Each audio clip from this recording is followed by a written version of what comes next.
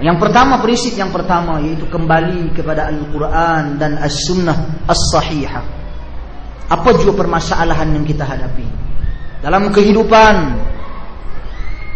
dan sebagainya, segala-galanya, kembalilah kepada Allah dan Rasul. Mungkin ini satu cerita pernah diceritakan kepada saya. Di Malaysia ada seorang ustaz, dia mengajar Al-Quran. Katanya kepada anak-anak muridnya, wahai murid-murid, sesungguhnya Allah Subhanahu wa ta'ala telah menjelaskan segala sesuatu. Allah Subhanahu wa ta'ala telah menceritakan segala-galanya. Kemudian si murid ini bertanya, di mana? Di dalam Al-Quran, katanya. Pak Ustaz, di dalam Al-Quran Allah Subhanahu wa ta'ala, sebentar tadi Pak Ustaz beritahu Allah menceritakan segala-galanya, tetapi Allah tidak ceritakan pun cara membuat roti. Pak Ustaz tiba-tiba, subhanallah, benar juga itu. Kata dia, sabar, saya belum mau jawab, saya mau pulang, mau buat kajian. Kemudian besok dia datang. Dia kata, saya sudah ada jawaban. Benar, di dalam Al-Quran ada segala-galanya, termasuk cara membuat roti. Muridnya terperanjat. Apa buktinya Pak Ustaz? Kata beliau, Allah Subhanahu wa ta'ala berfirman, fas'alu ahla dzikri in kuntum la ta'lamun. Tanyalah orang yang lebih mengetahui sekiranya kamu tidak tahu. Yakni tanyalah orang yang pandai buat roti kalau kamu tidak tahu. Jadi tuan-tuan dan puan sekalian, walaupun ini seperti sendaroka, gurauan, tetapi ini buktinya segala-galanya terdapat di dalam agama ini, terdapat di dalam kitabullah, terdapat di dalam sunnah Rasulullah sallallahu alaihi wasallam, segala-galanya.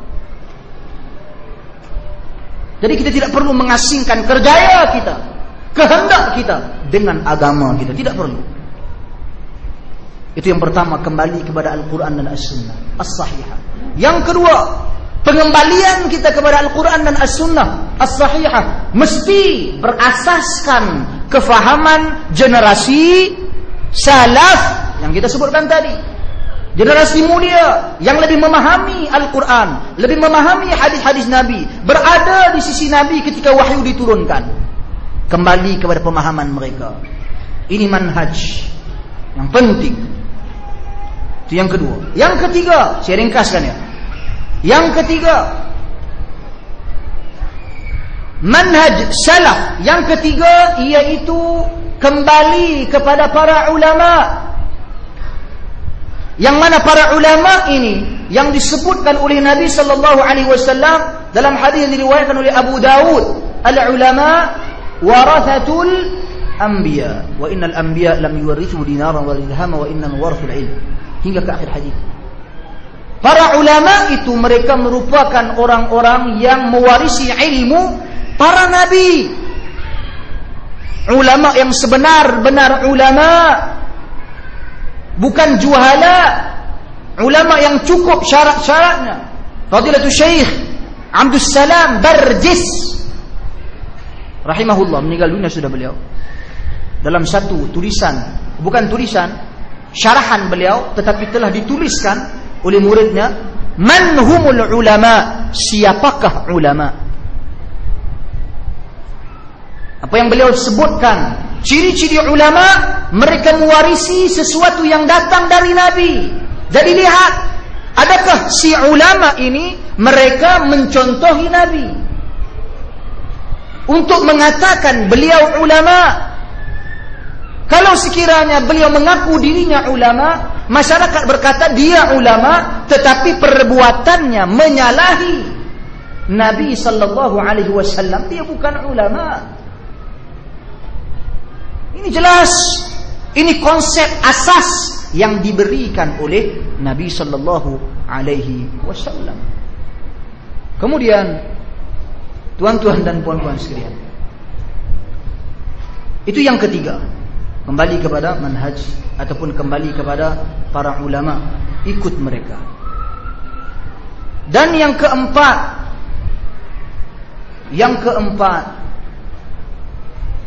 berkenaan dengan pribadi kita, akhlak kita. Iya, kita kembali kepada Al-Quran dan As-Sunnah.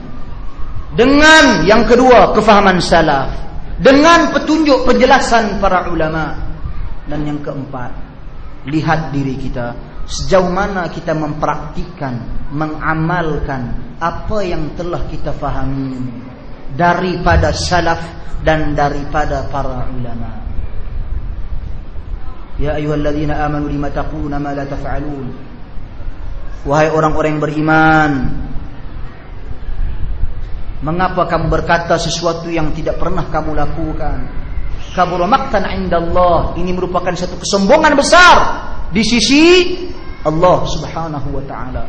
Kita tidak inginkan perkataan tersebut tertimpa ke atas diri kita. Jadi pengembalian ini bukan berserorok, tetapi untuk dipraktikkan dan diamalkan. Wallahu a'lam. Saya rasakan cukup setakat itu. Moga-moga apa yang kita dapat pada hari ini dapat sama-sama kita manfaatkan, praktikkan, serta sampaikan kepada saudara-saudara kita yang tidak dapat hadir bersama-sama dengan kita. Gurauan, senda, terkasar bahasa dan sebagainya, saya mohon maaf.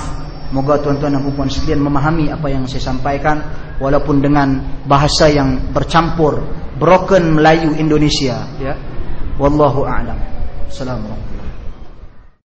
Waktu yang tersisa kira-kira 5 atau 10 menit. Kita coba untuk pakai pertanyaan.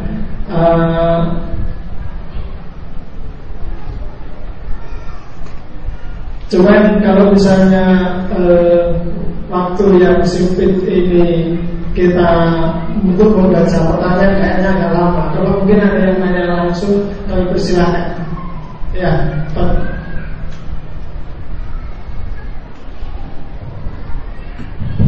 Bismillahirrahmanirrahim. Assalamualaikum warahmatullahi wabarakatuh. Saya ingin menanyakan satu pertanyaan saja. Bagaimana menurut pandangan Ahlussunnah wal Jamaah terhadap pemilihan umum yang ada di Indonesia saat ini? Karena ada fatwa haram kalau tidak boleh memilih yang diselenggarakan di Sumatera Barat kemarin. Jadi bagaimana sikap kita? Bolehkah kita memilih atau tidak? Terima kasih. Assalamualaikum warahmatullahi wabarakatuh. Bismillah.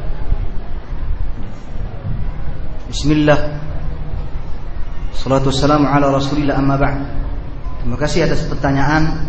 Sikap Ahlussunnati wal Jamaah dalam persoalan seperti ini adalah berdiam diri.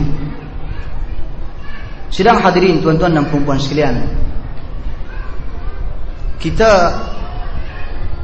memang tidak dinafikan para ulama membicarakan secara terperinci dan berlapang dada dalam isu-isu yang seperti ini.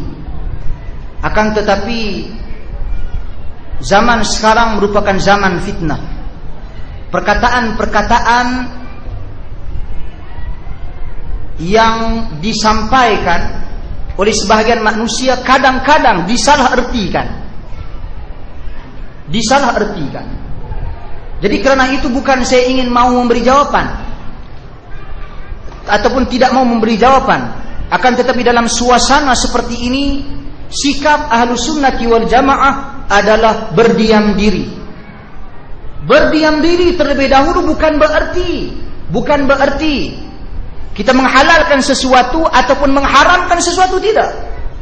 Nabi sallallahu alaihi wasallam muncul di tengah-tengah masyarakat kufar Arab jahiliyah yang telah kita jelaskan semalam, dalam keadaan yang ditekan.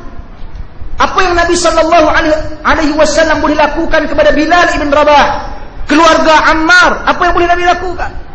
Nabi hanya mampu melihat dan berkata, sabarlah wahai Ammar. Itu perkataan yang anak katakan, sabar. Kumpul kekuatan, datang kajian, belajar ilmu. Persoalan-persoalan seperti ini tidak boleh diumumkan, kerana ada masyarakat